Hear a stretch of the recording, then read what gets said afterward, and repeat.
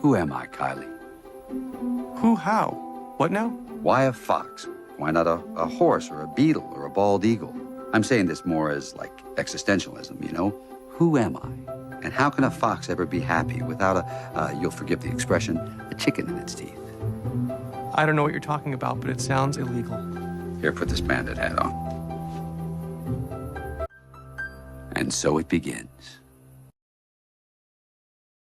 Enneagram 7 is often mistaken for Enneagram 3, but why is this?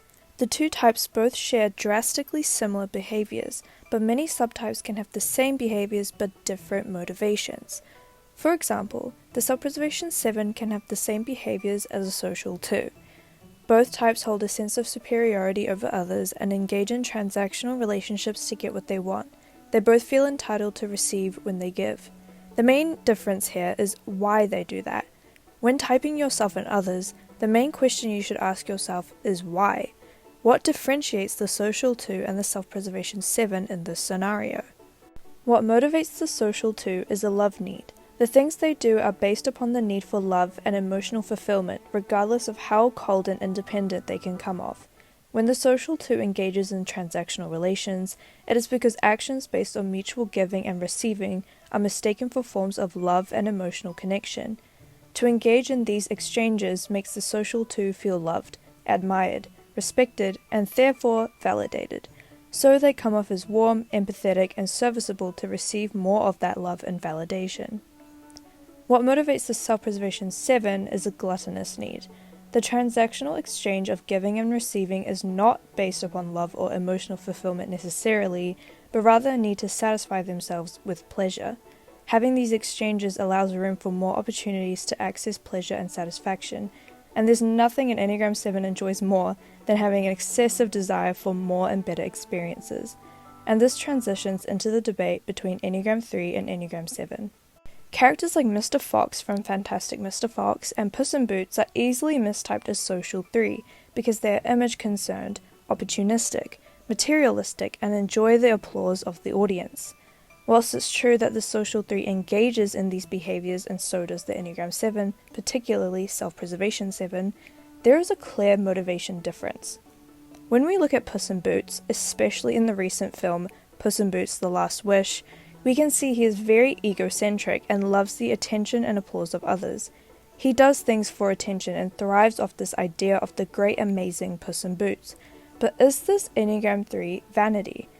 Enneagram 3 vanity refers to when an individual's foundation of self-worth is dependent on the eyes of others rather than on themselves. Those who are vain are more occupied with the cultivation of a self-image, as they live in the eyes of others. Vanity is focused on appearances and what the outside gaze sees. Thus, those who are vain believe they are loved for what they do and offer rather than who they truly are. I call this one, the legend will never die! Yes, Puss in Boots loves the applause of others and may view his image through the eyes of others, but this doesn't seem to be his main concern or motivation. He very much displays Enneagram 3 as a fix and his trifix, but I'd argue he is the best example of his self-preservation 7. The whole premise of the film is that Puss is on his last life because he overindulged in these exciting and pleasurable experiences without second thought.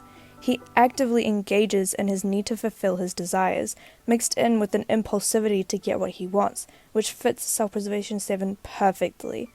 The self-preservation 7 will often overindulge in satisfying experiences as this is what makes them most satisfied and happy. Rationalization is the invention of reason to excuse one's behavior. It is the reinterpretation of reality to justify one's actions to avoid feelings of guilt and pain through reasoning and explanation, fleeing from negative consequences. Puss actively rationalizes his overindulgent behavior and despises the idea of being restricted by the idea of being a lab cat for the rest of his life. The Enneagram 7 will consistently seek out a better than ordinary reality life, and Puss hates ordinary reality.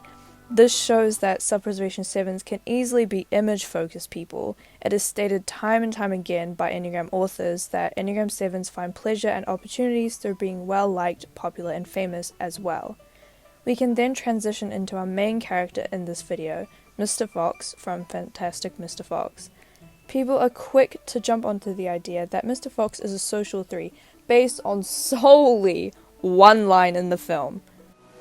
I don't know, but I have a possible theory. I think I have this thing where I need everybody to think I'm the greatest, the quote-unquote fantastic Mr. Fox. And if they aren't completely knocked out and dazzled and kind of intimidated by me, then I don't feel good about myself.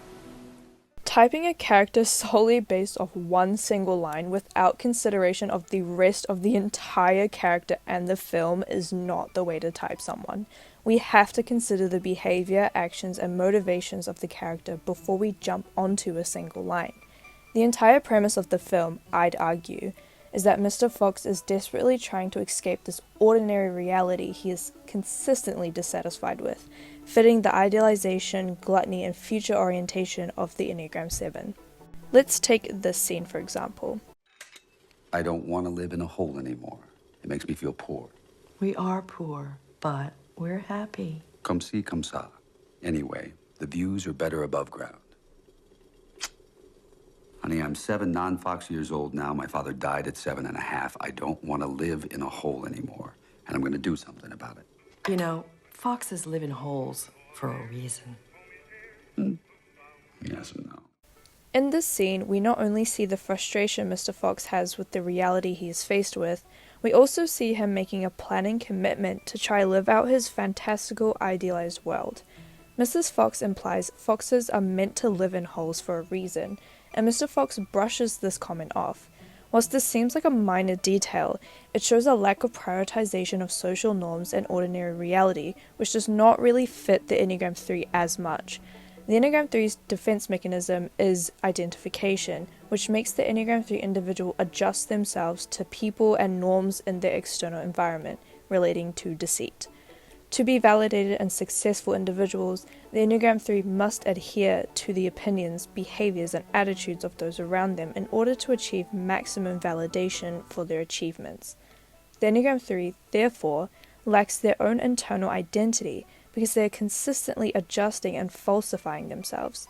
Yes, the Enneagram 7s can also put on a deceptive mask, but it is more of a rationalization mechanism. The Enneagram 3s seek an overall successful image, specifically catered to achievements and status instead. This simple deflection of Mrs. Fox's comment reflects this rebelliousness in Enneagram 7s. Yes, Mr. Fox cares about the opinions of others, but we are never shown for it literally influencing and motivating him for everything he does in the film. I'm going to ignore your advice. The cuss you are. The cuss am I? Are you cussing with me? No, you cussing with me? Don't cuss and point You're at me. gonna cuss with somebody. You're not gonna cuss with me, you little cuss. Me. He seems to be motivated by gluttony. He finds fun and pleasure in outsmarting and messing with the 3 farmers throughout the film. He enjoys hunting. He wants to live in a better-than-reality world. Opposingly, Enneagram 3s are more focused on their image first and foremost than the experiences and pleasures of the world. Enneagram 3s may indulge materialistically, but this is mainly because of the social status and validation materialism brings them, as opposed to enjoying the gluttonous experience in of itself. Enneagram 3s may live lavishly, eat expensive foods, desire nice things, but that is what will bring them a label of prestige and success. Whilst Mr. Fox enjoys the finer material things in life, like a need for a tree rather than a hole and hunting squab and chicken, it is more to do with the excitement and stimulation it brings him, how others see him as just an add-on to a gluttonous experience he desires. Quote, an excessive dependence on pleasure, an automatic tendency to avoid pain and frustration, and a desire to be liked, popular, and admired. Also just wanted to add, I'm going a bit off script here, is Mr. Fox does not actually seem to be social instinct, and that might be controversial to say, but just because someone is very adept to the social surroundings, it doesn't make them social dominant. If someone is social dominant, it implies that they're insecure of their status and belonging in the world, and it doesn't seem like Mr. Fox is insecure in his place in the world. He seems the most concerned with like self-preservation and security and having these materialistic things to make him feel better about himself, which is conservation instinct. Essentially, I think the film is about a fox who idealizes this world in which he has the freedom to do as he wishes. He wishes to be a wild animal and a predator. He enjoys the thrill of hunting, stealing from powerful farmers. He feels he is in his prime. He prioritizes this idea of himself and prioritizes pleasure so highly, even to the point of breaking the wishes of his own wife in pursuit of this pleasure. He gets back into hunting because he misses feeling young, feeling like he's free from responsibilities as a husband, a dad, and as an ordinary guy. He can't stand it. He believes someone as great as him, as fantastic as him, must be doing more fantastic things than just being on the newspaper column. He needs more than just living in a hole like he's expected to. He wants to live in a huge, luxurious treehouse. He's willing to use others and take advantage of situations to get out of a problem for his own benefit. He is essentially in conflict with his own narcissism, his own ego, and his own midlife crisis. But what he realizes throughout the film is that he is putting his own friends and family in danger in pursuit of his own selfish pleasure. 12 fox years ago, you made a promise to me while we were caged inside that fox trap that if we survived, you would never steal another chicken, turkey, goose, duck, or squab, whatever they are. And I believed you. Why? Why did you lie to me? Because I'm a wild animal. You are also a husband and a father. He begins to realize that whilst yes, it's fun to be a wild animal doing whatever you want, he is not a wild animal. The wolf is the true wild animal. At the end of the film, Mr. Fox's interaction with the wild wolf and the supermarket speech demonstrates the struggle between a need for excessive gluttony and a domesticated life. Even though Mr. Fox refers to himself as a wild animal several times throughout the film, the true wild animal was the wolf who he admires. The wolf represents a wild side of him he could never fulfill due to the circumstances of his life. It's essentially Enneagram 7 cynicism. So, Mr. Fox has a family, responsibilities, people to take care of. The final supermarket scene of the film shows that Mr. Fox has come to terms with not having to live excessively. He realizes he doesn't need a fancy treehouse or a full pantry of squabs and chickens. He's killed to feel satisfied. He can feel satisfied and find pleasure in more simple things in life, like eating food with his family in a not-so-flattering setting underground. And we'll eat together, and even in this not particularly flattering light, you are without a doubt the 5.5 most wonderful wild animals I've ever met in my life.